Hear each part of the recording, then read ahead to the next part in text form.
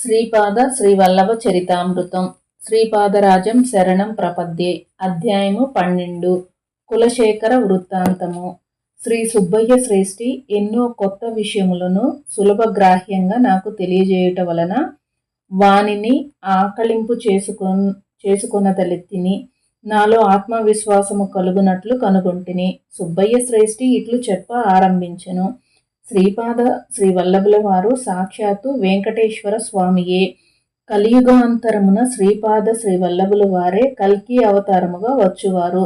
సాధారణముగా బ్రాహ్మణులు కలియుగము 4,32,000 సంవత్సరములని చెప్పెదరు. కానీ సాంద్ర సింధు వేదమును అనుసరించి కలియుగములో 5,000 సంవత్సరముల కాలము దాటిన తదుపరి సామాన్య ప్రళయము జరిగి కలియుగములో సత్యయుగము స్థాపింపబడును.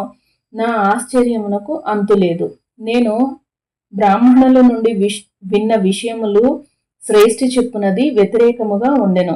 శ్వాసకు ఆయుషునకు గల సంబంధము. నాయన శంకరభట్టు, కలియుగములో కలి అంతర్దశ 5,000 సంవత్సరములకు అంతమగును. ఆ తదుపరి కొంతకాలము సంధికాలము. ఆ తరువాత కలియుగములో సత్యయుగ అంతర్దశ ప్రారంభమగును.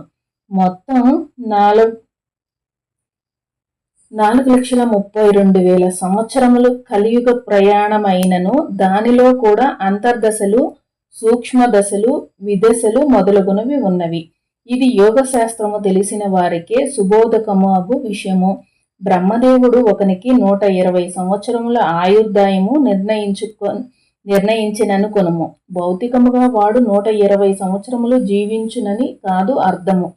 120 సంవత్సరాలలో ఎన్ని ప్రశ్వాసలు సామాన్య స్థితిలో తీసుకొనుటకు వీలుండునో అన్ని శ్వాస ప్రశ్వాసల కాలము ఇయ్యబడినది అని అర్థము. మనశ్చాంచల్యము కలవారు, కోపదారులు, వడివడిగా పరిగెత్తువారు, నిత్యము దిగులుతో జీవించువారు, దుష్ట ప్రవృత్తులు కలవారు తమ యొక్క శ్వాసలను తక్కువ కాలంలో ఖర్చు చేసుకుందురు. అన్నిటికంటే తక్కువ శ్వాస ప్రశ్వాసలను తీసుకొను రాకాసి తాబేలు 300 సంవత్సరముల వరకు జీవించుచున్నది. అత్యంత చంచల స్వభావము కలిగిన కోతి స్వల్పకాలములోనే మరణించుచున్నది. శ్వాస ప్రశ్వాసలను తీసుకొనుటకు శరీర అవయవ నిర్మాణము కూడా సరైన స్థితిలో ఉండవలెను. యోగులు గాలిని కుంభించి శ్వాస శరీర అంతర్భాగముల యందే నడయాడునట్లు చేసెదరు. దీని వలన ఎన్నో శ్వాసలు మిగిలిపోయి వారు ఎక్కువ కాలము జీవించుచున్నారు. మనిషి శరీరములోని జీవాణువులు పరిణామ క్రమమునకు లోనగుచున్నవి. శ్రీపాద చరితామృత పారాయణ ఫలితము. 10 వర్షముల కిందట శరీర భాగములు ఈనాటి శరీర భాగములు కావు. పాత జీవాణువుల స్థానములో కొత్త జీవ అణువులు పుట్టుచున్నవి, కొత్త శరీర భాగములు పుట్టుచున్నవి. అదే విధముగా ప్రాణశక్తి కూడా అనేక మార్పులకు లోనగుచున్నది. జీవనదాయకమైన కొత్త ప్రాణశక్తి పుట్టుచున్నది. జబ్బు పడిన పాత ప్రాణశక్తి నశింపబడుచున్నది. అదే విధముగా మానసిక శక్తి కూడా అనేక మార్పులను పొందుచున్నది. పాత భావములు మారిపోయి నశించి కొత్త భావములు పుట్టుచున్నవి. నవీనముగా జన్మించిన మానసిక పదార్థము దైవ శక్తిని, దైవ కృపను ఆకర్షించు సామర్థ్యమును కలిగి ఉన్నది. తద్వారా మనస్సు పరిశుద్ధమై, ప్రాణము పరిశుద్ధమై, తద్వారా శరీరము కూడా పరిశుద్ధమగుచున్నది. శ్రీపాద శ్రీవల్లభ చరితామృతము వంటి గ్రంథములు సాక్షాత్తు పరమేశ్వర స్వరూపము. ఈ గ్రంథముల యందలి ప్రతి అక్షరమునందు సిద్ధశక్తులు, యోగశక్తులు అంతర్హితముగా ఉండును. అటువంటి గ్రంథములను మానసికముగా గాని వాచికముగా గాని లేదా మనసు వాక్కు రెండిటి యందు సమన్వయము కలిగినా గాని పఠించిన ఎడల గాని శ్రీపాదుల వారి దివ్య మానస చైతన్యము అటు ఆకర్షింపబడును. గ్రంథపారాయణము చేయు భక్తుల శారీరక, ప్రాణ, మానసిక రుగ్మతలు, బాధలు, కష్టములు సంబంధించిన సమస్త స్పందనలు శ్రీపాదుల వారి మానసిక చైతన్యమునందు చేరును. అచట అవి పరిశుద్ధతను పొందును. దివ్యానుగ్రహ పరిపూరితమైన స్పందనలతో తిరిగి సాధకుని చేరును. అటువంటి పరిస్థితిలో సాధకునకు ఇహపర సుఖములు కలుగుచున్నవి. సత్పురుషులకు అన్నదానము చేసిన కలిగడి ఫలము. గ్రంథ పారాయణానంతరము కనీసము 11 మంది సత్పురుషులకు భోజనము పెట్టుటగానే లేదా దానికి సమానమైన ద్రవ్యము ఏదైనా దత్తక్షేత్రముల యందు వినియోగింపబడినట్లు చేసినా గాని పారాయణ ఫలము సంపూర్తిగా లభింపదు. సత్పురుషులకు భోజనము పెట్టుట వలన సాధకునికి ఆయుర్దాయము లభించును, అనగా సాధకునకు మరికొన్ని సంవత్సరములకు సరిపడ అన్నరాశి అవ్యక్తమునందు ఉద్భవించుచున్నది. అంతేకాకుండా వారు సంతుష్టులైనప్పుడు శాంతి, పుష్టి, తుష్టి, ఐశ్వర్యము మొదలైన వాటికి సంబంధించిన భోగ యోగ స్పందనలు అవ్యక్తమునందు ఉద్భవించును. కాలాంతరంలో అవ్యక్తమునందలి బీజములు వ్యక్త స్థితిలో అంకురములై మహావృక్షములై విరాజిల్లుచున్నవి. ద్రౌపదీ మాత నుండి ఒక్క అన్నపు మెతుకును స్వీకరించి శ్రీకృష్ణ పరమాత్మ దుర్వాస మహర్షికిని అతని 10,000 మంది శిష్యులకును కడుపు నిండా భోజనము అనుగ్రహించగలిగెను. అందువలన శ్రీ గురునకు భక్తి శ్రద్ధలతో సమర్పింపబడిన సమస్తమును అవ్యక్తమునందలి బీజ రూపమున ఉండిన కాలాంతరమున వ్యక్తి స్థితి యందు సాధకునకు కావలసిన సమస్త భోగభాగ్యములను ప్రసాదించుచున్నవని గ్రహింపవలెను. ఒకసారి శ్రీకృష్ణుడు సుధాముడు దర్భల కోసుకును నిమిత్తము అడవికి పోయిరి. శ్రీకృష్ణుడు అలసిపోయిన కారణమున సుధాముని ఒడిలో విశ్రమించెను. శ్రీకృష్ణునకు చెప్పకుండా సుధాముడు ఆశ్రమము నుండి తెచ్చుకున్న అటుకులను తినుచుండెను. కపట నిద్ర పోవుచున్న శ్రీకృష్ణుడు నిద్ర మేల్కాంచినట్లు నటించి, సుధామ, ఆకలి అగుచున్నది, ఇంటి వద్ద నుండి వచ్చినప్పుడు గురుపత్ని బిడ్డల ఆకలిని బాపుటకు ఏమైనా ఆహార పదార్థములు ఇచ్చినదా అని అడిగెను. సుధాముడు లేదనెను. నీవు ఏదో నములుచున్నట్లు తోచుచున్నది అని అనెను. ఏమీనూ లేదు, విష్ణు సహస్రనామము చదువుకొనుచున్నాను. ఓహో, అలాగా, మన ఇద్దరికి అమ్మగారు అటుకులను తినుటకు ఇచ్చి ఉన్నారని నాకు పెట్టకుండా నీవు ఒక్కడవే తినుచున్నట్లు కల వచ్చినది అని అనెను. అంతటా సుధాముడు, శ్రీకృష్ణ, అలసి ఉంటివి కదా, అందులోనూ పగటి వేళ, ఈ వేళలో వచ్చు కలలకు ఫలితము ఉండదని శాస్త్రము చెప్పుచున్నది గదా. శ్రీకృష్ణుడు నవ్వి ఊరుకుండెను. కాలాంతరమున సుధాముడు కుచేలుడు అయి పరమ నిర్భాగ్యుడయ్యెను. తన వెతలను బాపమని ఎన్నో మార్లు విష్ణు సహస్రనామమును పఠించెను. ఆఖరికి శ్రీకృష్ణుని అనుగ్రహము కలిగినది. కుచేలుని నుండి అటుకులు స్వీకరించి వానికి విశేషమైన ఐశ్వర్యమును ప్రసాదించెను. తాను అలసిపోయినప్పుడు కుచేలుడు ఒడిలో తలపెట్టుకొని ఇచ్చిన కారణముననే శ్రీకృష్ణుడు కుచేలుణ్ణి హంసతూలిక తల్పముపై పరుండబెట్టి పాదసేవ చేసెను. కర్మసూత్రము ఎంత నిగూఢముగా పనిచేయునో ప్రభువు దీనిలో సూచించెను. మల్ల యుద్ధ ప్రావీణ్యమునకు గర్వభంగము.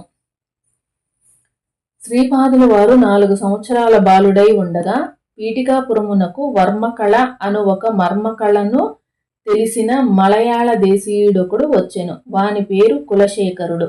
మన శరీరములోని చాలా భాగములు నియంత్రించు కొన్ని జీవశక్తి కేంద్రములను మర్మములని పిలిచెదరు. ఆ మర్మలపై కొట్టిన లేదా తాకిన ఎడల మనిషి స్పృహ కోల్పోవునట్లు చేయవచ్చును.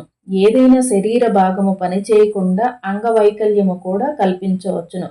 మర్మాభిఘాతులలో బాధపడే వారిని రక్షించడానికి లేదా రోగ లక్షణములు నివారించడానికి వీటిని వినియోగించవలెను. యుద్ధ కళే కాకుండా కొన్ని ప్రత్యక్షమైన మర్మలను అడంగళని అంటారు. ఈ అడంగల్ మర్మలలో చికిత్స ఏ విధముగా చేయవలెనో నేర్పే కళనే మర్మ చికిత్స అని అందురు. ఈ శాస్త్రమును ముందుగా లోకమునకు తెలియజేసిన ప్రాచీన వైద్యుడు సుశ్రుతుడు. ఈ కళలో అత్యంత ప్రమాదకరమైన 12 మర్మస్థానములు ఉన్నవి. వాటిని ముఖతః నేర్చుకొని లోక కళ్యాణమునకు మాత్రమే వినియోగించవలెను. ఈ మర్మస్థానములో ప్రాణశక్తి విశేషముగా ఉండును. వీటిపై తీవ్ర ఒత్తిడి కలిగించుట వలన, ఆ స్థానములలో దెబ్బతీయుట వలన గాని మనిషికి ప్రాణాపాయం కలిగించవచ్చు. కొన్ని స్థానాలలో ఒత్తిడి కలిగించడం ద్వారా ప్రాణాపాయము నుండి రక్షించడమే గాక రకరకాల దీర్ఘ వ్యాధులను కూడా నయము చేయవచ్చు. కులశేఖరుడు 7 కొండల వాడి భక్తుడు. అతడు ప్రతి రాజ్యములో మల్లయోధులను జయించుచు జయ పతాకమును గైకొనుచు కాలకర్మ వశమున పీఠికాపురమునకు విచ్చేసెను. పీఠికాపురములో కూడా మల్లయోధులు ఉన్నారు. వారందరూ సమావేశమై మనము కులశేఖరుని చేతిలో చావు దెబ్బ తినుట ఖాయము, మన ఊరి ప్రతిష్ట కూడా మంటగలిసి పోవును, యోగులకు అనేక విచిత్ర శక్తులుండునని ప్రతీతి. శ్రీపాద శ్రీ వల్లభుల వారు దత్తాత్రేయుల వారి అవతారమని తెలిసిన వారు అనుచున్నారు. కావున మనము ఈ విషమ సమస్య పరిష్కారమునకు వారినే శరణు వేడెదము అని అనుకునిరి. అప్పుడు శ్రీపాదుల వారు నరసింహగారి ఇంట ఉండిరి. శ్రీవర్మ గారి శ్రీపాదుల వారి ప్రత్యక్షముగా ఒక వెండి జరీ తలపాగాను తయారు చేయించిరి. వారు తమ జమీందారీ భూములు పర్యవేక్షణకు పోవునప్పుడు వెండి జరీ తలపాగాను ధరింపజేసి శ్రీపాదుల వారిని గుర్రబండిలో తీసుకుని వెళ్ళుట పరిపాటి. ఒకరోజు తలపాగా ధరింపజేయబోవు సందర్భములో శ్రీపాదుల వారు, తాత, మనము మరికొంతసేపు సమయము ఆగి వెళ్ళవచ్చును అనిరి. ఇంతలోనే పీఠికాపురం మల్లయోధులు వారి వద్దకు వచ్చిరి. శ్రీపాదుల వారిని శరణుజొచ్చిరి. శ్రీపాదుల వారు వారికి అభయము ఇచ్చినారు. పీఠికాపురములో భీముడు అను పేరు గల గూనివాడు ఒకడుండెను. అతడు అష్టవంకరాలతో ఉండెను. పైగా దుర్బలుడు. ఏ పని చేయకపోయినను వానిని వర్మగారు తన సేవకు వినియోగించుకొని జీతము ఇచ్చువారు. భీమునకు శ్రీపాదుల వారియందు అపారమైన ప్రేమాభిమానములు మరియు మహా అచంచల విశ్వాసము. వాడు తన గూనెను బాగు చేయమని శ్రీపాదుల వారిని తరచుగా కోరేవారు. దానికి శ్రీపాదుల వారు తగిన సమయము వచ్చినప్పుడు బాగు చేసేదనని చెప్పేవారు. శ్రీపాదుల వారు మల్లయోధులతో, మనకేమి భయము, మన భీముడున్నాడు, కులశేఖరుణ్ణి ఎదుర్కొనగలడు, భీముడంతటి వాడు మన అండగా ఉండగా మనకేమి భయము అనిరి. దత్త విధానములు చిత్ర విచిత్రములుగా ఉండును. కులశేఖరునిపై పోరునకు భీముణ్ణి ఎంపిక చేయుట పీఠికాపుర వాసులకు ఆశ్చర్యము కలిగించినది. ఈ దెబ్బతో భీముడు చనిపోవటైనా జరగవచ్చు, లేదా శ్రీపాదుల వారి దివ్యతత్వము వెలుగులోనికి వచ్చును అని కొందరు తలపోసిరి. కుకుటేశ్వరాలయంలో పరిసరముల యందు మల్ల యుద్ధ ప్రాంగణము ఏర్పాటు చేయబడినది. అనేక మంది అచటకు ఈ వినోదమును చూచుటకు వచ్చిరి. పోరు ఆరంభమయ్యెను. కులశేఖరుడు కొట్టు ప్రతి దెబ్బకును భీముని శరీరము శక్తివంతమగుచుండెను. భీముని అతడు ఏ ప్రాంతములో ఎందు కొట్టుచుండెనో అదే ప్రాంతములో కులశేఖరునికి దెబ్బలు తగులుచుండెను. కులశేఖరునికి నీరసము వచ్చెను. భీముని గూనె సరిచేయబడుట ఏకాక అతడు మంచి బలశాలిగా తయారయ్యను. కులశేఖరుడు శ్రీపాదుల వారి పాదాక్రాంతుడయ్యెను. శ్రీపాదుల వారు, కులశేఖర, మానవ శరీరంపై మర్మలు 108 వరకు ఉన్నాయి. వాటికి సంబంధించిన సమస్త జ్ఞానము నీకున్నది. అయితే భీముడు కేవలము నన్నే నమ్ముకుని ఉన్నాడు. నేను తన రక్షకుడను అను జ్ఞానము వానికున్నది. నీ జ్ఞానము గొప్పదా, వాని జ్ఞానము గొప్పదా? నీవు అహంకారముతో విర్రవీగితివి. నేను దివ్య వినోదిని, రకరకాల శిక్షలను వేయగల శాసనకర్తను. ఈనాటి నుండి భీమునిలోని సమస్త దుర్బలత్వము నీకిచ్చుచున్నాను. నీ శరీరము నందు నీరసముతో అన్న వస్త్రములకు లోటు లేకుండా మాత్రమే జీవించదవు గాక. భీముడు నీ యొక్క శరీరములోని ప్రాణశక్తినంతటినీ తీసుకుని దృఢకాయుడై ఉండుగాక. నేను ప్రపంచములో ప్రతి జీవి కంటే బలవంతుడను. తిరుపతిలో ఉన్నది ఎవరు? నేను కాదా? సదా నా రక్షణ కోరుచు ఈ మర్మకళను నీవు దుర్వినియోగపరుచినావు. కావున నీలోని ఈ మర్మకళను ఉపసంహరించుచున్నాను అని పలికిరి. శ్రీపాదుల వారు క్షణకాలము పాటు కులశేఖరునకు శ్రీ పద్మావతి వెంకటేశ్వరునిగా దర్శనమిచ్చి వానిని కృతార్థుణ్ణి చేసిరి. శ్రీపాదుల వారి లీలలు